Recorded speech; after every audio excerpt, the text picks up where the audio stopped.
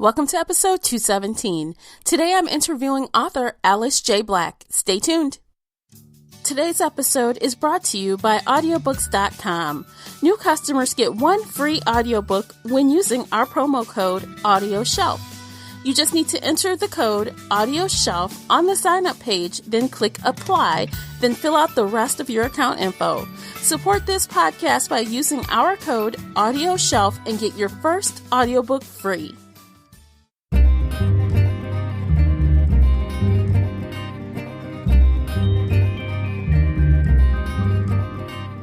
Hey everyone, I am your host, Tamara Ford, and welcome to Book Chat here on the Shelf Addiction Podcast. If you're new here, welcome. If you're returning, I'm so glad you're back. Here on Book Chat, we get bookish with roundtable book discussions, book recommendation lists, interviews, and more. Be sure to check out shelfaddiction.com for even more content. Before we get started, let me tell you a bit about today's interview guest. Alice lives and works in the northeast of England with her partner and slightly ferocious cats. Alice has always enjoyed writing from a young age, when she used to carry notebooks and write stories no matter where she went. Nothing much has changed, and she writes all manner of fiction with a tendency to lean toward the dark side. Most of her work is rooted in darkness, her inspiration coming from a macabre selection of reads as well as the dreams that frequent her sleep. All of Alice's social media links are below in the show notes, so if you'd like to connect, you know where to find her. If you'd like to comment on something you've heard during today's episode, you can find me on Twitter at Shelf Addiction, or call in and leave an internet voice message via SpeakPipe. The links for everything related to today's episode are below in the show notes. Hey Alice, thank you for joining me today. How have you been? Hi, it's really great to be here. Thank you for having me. I'm really great, thank you. A little bit tired. It's a bit late here, but it's all good. Oh yes, I know, because you are on the other side of the pond, as they say. So it's evening for me, but it's night for you. So I appreciate you staying up a little bit later to talk to me. Oh no, it's lovely to be here. Oh, wonderful. Okay, so let's just jump into this because we have some fun stuff to talk about today. Today's topic is kind of ties into your series in an awesome way, because I feel like right now, especially more than ever, it seems like feminism is just a really strong theme amongst, everyone right now, with all the things we're hearing about in the news and on TV, and on shows and, just all this crazy stuff going on. And I noticed that there's also an influx of very strong heroines, especially in my favorite genres of like fantasy and paranormal romance. And I'm absolutely loving that.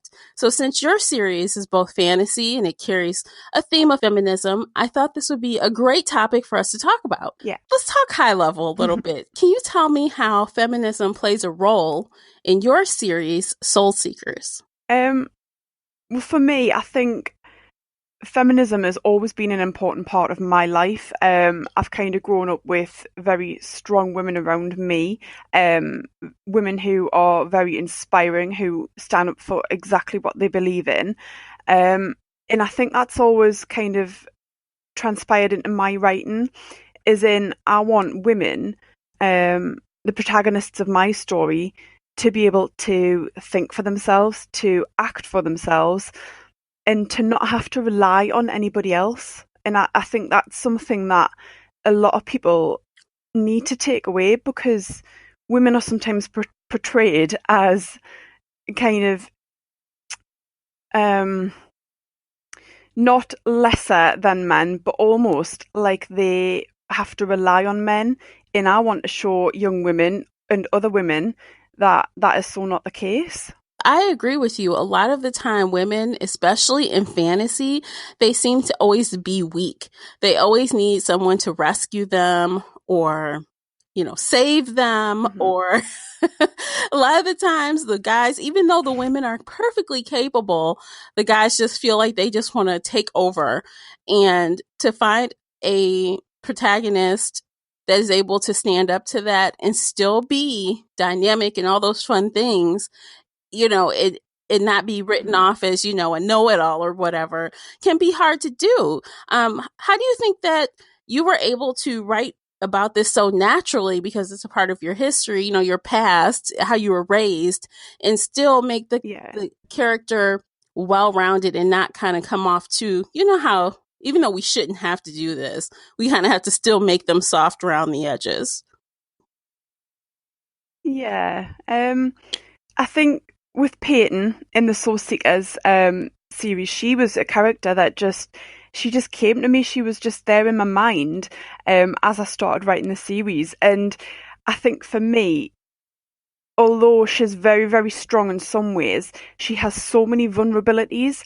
And I suppose it's about not being ashamed that we aren't perfect, because nobody is perfect and everybody has flaws. And I think sometimes as women, we feel like we have to be superwoman and we have to do everything and anything. But it's okay to say, actually, I'm struggling, or I need a little bit of help with that. And I think for me, Peyton does ask for support in subtle ways sometimes, but she does. Just because you're strong in some ways and you know what you know what you don't know, it's still okay to not know everything. It's still okay to ask for help.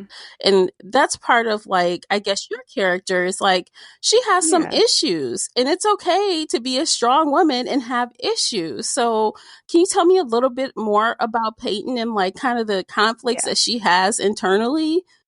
Yeah, well, Peyton, she's a very flawed young woman, and she's kind of suffered with what she finds out is called a gift, a psychic ability, later in life, which is something she was born with. But for her growing up as a young woman, it meant that she was hearing a lot of things she didn't want to hear. She was very confused. She didn't feel able to tell her parents or confide in a friend. So for her, it was about kind of being able to escape that. And I think the way she managed to do that was through alcohol. Now, Peyton kind of started drinking as a young woman, which is obviously quite an emotive subject. But it was, for her, it was about escaping that completely, which is the one thing that alcohol did for her. And although she knew that it wasn't an ideal situation and she didn't want to drink, it was the only thing that helped her at that time. So it was just a matter of doing what she could to survive. Did she like go through some other steps to try to alleviate her, I guess, ghost seeing abilities? Is that what it is? She sees ghost or hears ghost? That's what she's trying to dampen? Yeah, she senses spirits, and she has from a young age. I think when she was a lot younger, it was kind of, she thought they were her friends, her imaginary friends. That's how it kind of first came out. But as she was getting older and she realised that actually these people she was talking to weren't there, and her parents kind of picked up on stuff, that's when she became more conscious of it. She did try other things. She tried sort of illicit substances, kind of drugs and things, but they didn't work for her, and she didn't particularly like that. Whereas she found with alcohol, she could just blot it out entirely, kind of lose sense of herself, I suppose, and push that part of her mind away for a while.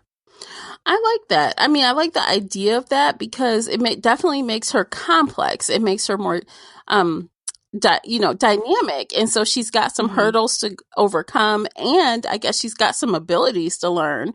So can you tell me, like, high level about what the Soul Seekers is about? So we know she sees ghosts or hears ghosts, but what else is this series about as well? So Soul Seekers as a series is about, obviously, Peyton as a young woman coming to terms with her gift. It's about acceptance of the self, about things that are perceived to be flaws, but kind of accepting everything as a part of your personality and as a part of your genetics and your makeup. And I think for Peyton, it's a lot about forgiveness of herself. She carries a lot of guilt around, not only for the drinking, but for kind of how she used to behave with her parents when they were still there. And it's about her kind of saying to herself, well, actually, yes, that's happened, but that's in the past, and now all I can do is atone for that and move forward. So a lot of it kind of, the story keeps coming back to Peyton's past, her parents, her alcoholism, and about what she wants to achieve. But I think she always knows that she's going to be brought back to the place where she grew up. Well, I definitely think that accepting flaws is definitely something that everyone can relate to that reads the book, for sure, because we all have things that we think are unsatisfactory to, the public at large. So we all have to accept ourselves. So when you were coming up with like the ideas for Peyton to have like, I guess, confidence issues as far as her abilities and being weird and, unusual. How did you kind of zero in on the ghost factor? As in, how did it develop for her, or how did I develop the idea? Is that what you mean? Yes. How did you develop the idea? Well, let's go with a, ghost as her, flaw, as her issue. How did you come up with that? If I'm honest, the whole thing started as a short story for, there was an anthology released a couple of years ago called 8 Deadly Kisses, and I was asked to write about a strong female heroine. And as I started writing, that was Peyton and that was her story. If you were to read it now, it's kind of probably set in the middle of the series altogether. It can be classed as part of the series, but it's entirely different, if that makes sense. It's a standalone story. But that's kind of her origin. And when I started writing it, it was actually initially all about the ghost hunting and how she felt about that and how she dealt with that. But she's in a much better place at that point than when the Leak of Madness begins, and she's kind of at rock bottom. But her ghost hunting abilities, her ability to see those spirits and sense them around her, has always been Peyton's biggest, flaw as she sees it, but also her biggest part of her personality. So the Leak of Madness, as you just mentioned, this is the prequel, but also a more recent release. Let's talk about why you decided to write the prequel after the first book. How did that work?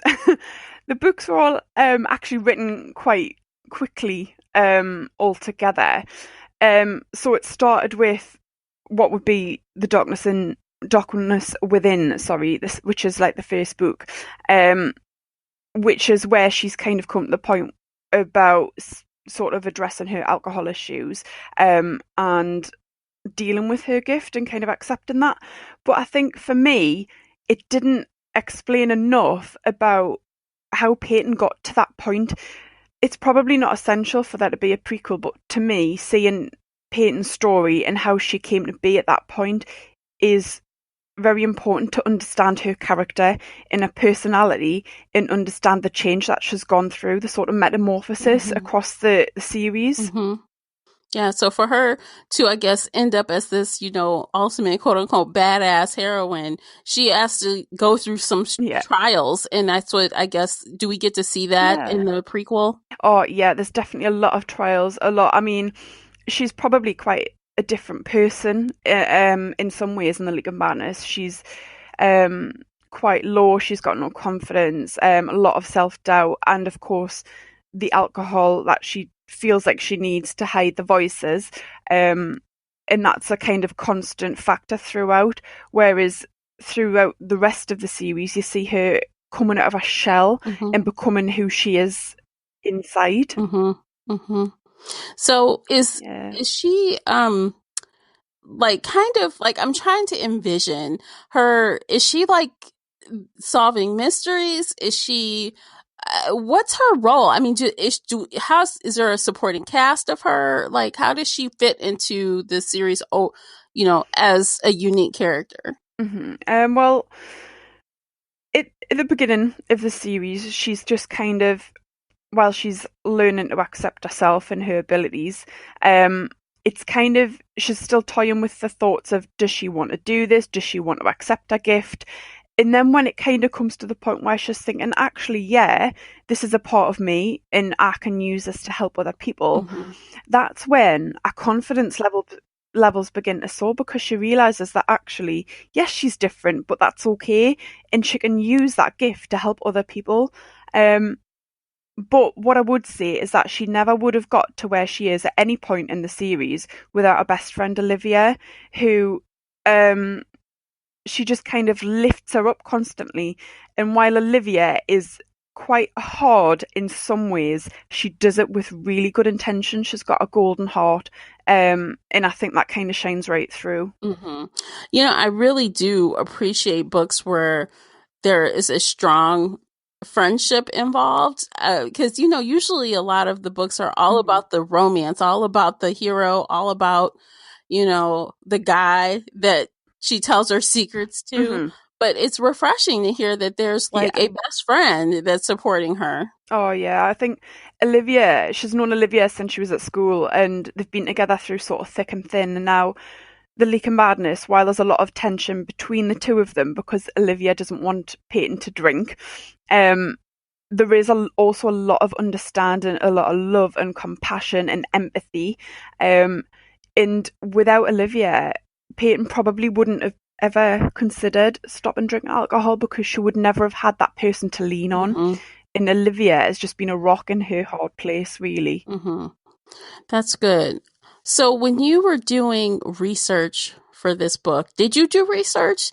Did you look into alcoholism and, Ghost? And did you do some research to help you kind of make your way through this story? I did quite a bit of research. I mean, a lot of the subjects in this are quite familiar to me anyway. I love supernatural programs and books myself, so I kind of immerse myself in those things. I've got a lot of knowledge about alcoholism through places that I've worked before. So to me, that was I had quite a bit of knowledge about that anyway. So it was just kind of transferring it into the fictional world of Peyton's life, really.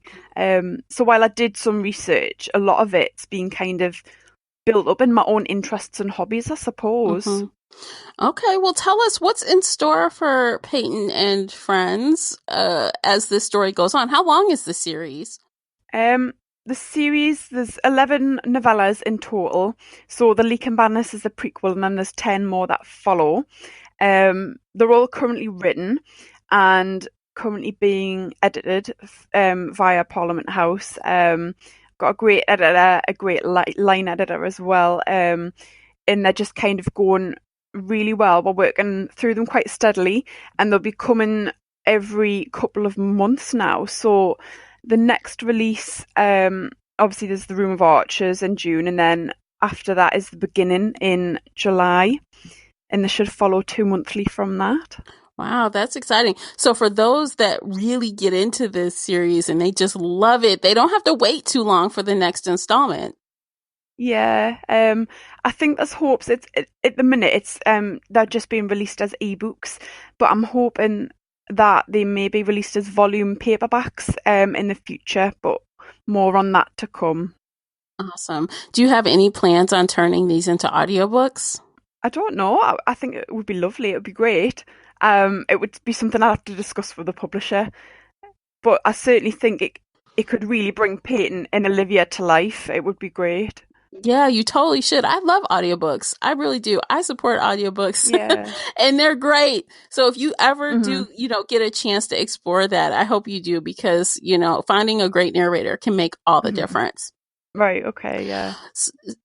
So if there's anything else you think that we should know about Peyton and Olivia or the series overall, would you like to, share that with us now?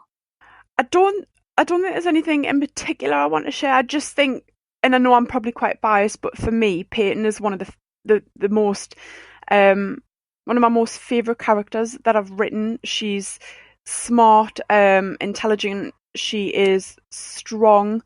She overcomes not only flaws but obstacles, and she does it all from the strength that she's got inside that she never thought she had. And for me, that's quite inspiring.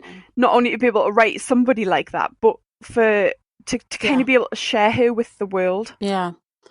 Okay, so what's the newest release? The release in July, that's what we'll have a sample of on the blog post. What's that book? And yeah, tell us which book that is. Yeah. So that's book number 3, and it's called The Beginning. And that's kind of the beginning of Soul Seekers itself as the business. So about Peyton kind of accepting her ability, moving forward with that, and deciding that actually she wants to spend her life helping people by using her gift. Mm-hmm. Do people have to read the previous two to jump in here, or could they jump in here and not be lost? No, I think people could actually quite jump in at any point in the series, because each of the stories is probably standalone. But to be able to follow the overarching sort of themes, it would obviously be easier if you started at the beginning. But each story itself is a standalone, and it would work to read by itself. Okay, wonderful. So everyone, go ahead over to the coordinating blog post and read an excerpt from that book. And I know that Alice has an upcoming event for my listeners in the UK. Alice, why don't you tell us about that? Yeah, on the 10th of July, at 6:30 p.m, I'm going to be at Cullercoats Library in the northeast. So I'll be there to explain a bit more about the series, and answer any questions that you might have. Might also have a few things to give away while I'm there. Oh, fancy. So if you're in England, you're lucky over there. You get to get some giveaways. Sorry, guys, in the US, maybe next time. Is there anything else you'd like to share with us before we sign off for the evening? No, I would just like to thank you again for having me. It's been great, honestly, it has. And I think it's just lovely to know that people would like to know more about Peyton and Olivia. Oh, well, thank you. Thank you. Everyone, please be sure to check out Alice. All of her social media links are below in the show notes. You can also pick up a copy of her first book or her second or third book. They're all available now, and the links are all below in the show notes. You can just click, and go and pick up an ebook. So again, it's been a pleasure, Alice. Thank you so much for taking the time, especially at this late hour for you. Thank you. Absolutely.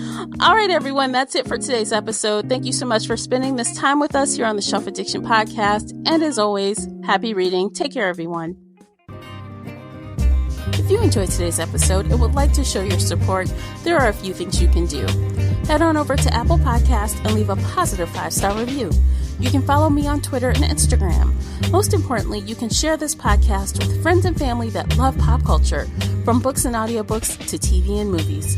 I'll see you next time here on the Shelf Addiction Podcast.